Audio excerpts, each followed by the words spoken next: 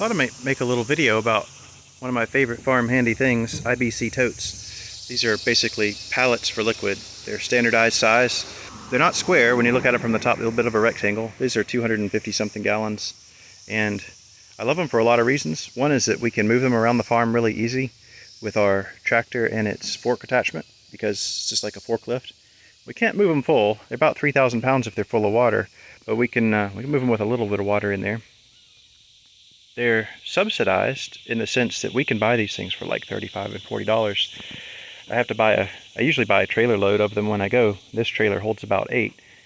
The cost to buy one new, to put something in to ship it, shoot, I can't even imagine. I would think it would be hundreds. And so it's pretty awesome that we can get them as cheap as we do, and we've gotten at least 2 trailer loads. We like them for rainwater collection. The valve at the bottom uses pipe thread. This particular valve hasn't even been opened yet. It has a yellow seal, or yellow little tamper plug right here. This is a dust cover.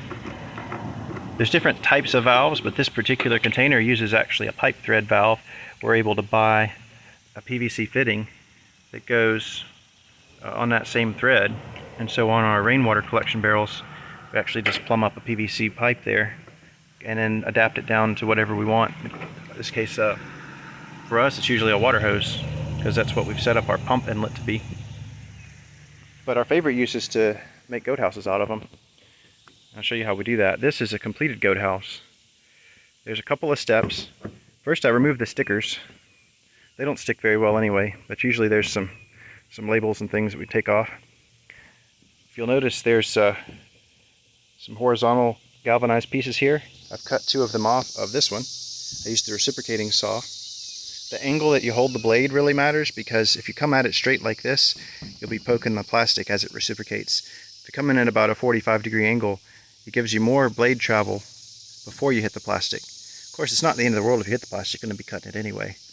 But I try and align the blade so that the cut doesn't make a sharp edge that the animals would have opportunity to catch on the way out. So by having it like this, the edge that sticks out the farthest is this one. Then I use a step drill, which is just a few dollars at the Chinese tool store. Drill a hole at the top of where we want the cut to start. And then I just use the reciprocating saw to cut a U, all in one pass.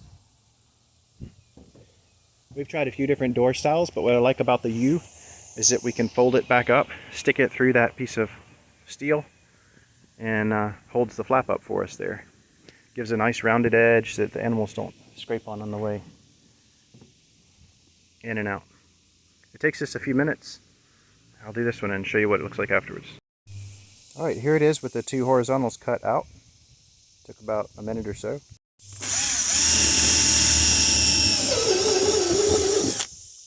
Just trying to drill a big enough hole to get the blade into.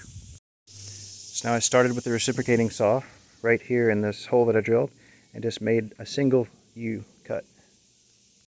Then I just folded that flap up to the top to make that nice rounded edge. Now it's time to fire up the well pump and rinse it out. There's a little bit of residue in there from what we got when we bought it. We know that this particular stuff is very water soluble and not particularly dangerous, so we wouldn't have bought the totes if we didn't know that that was the case. But now there we go. The cheapest way we know to make a goat house.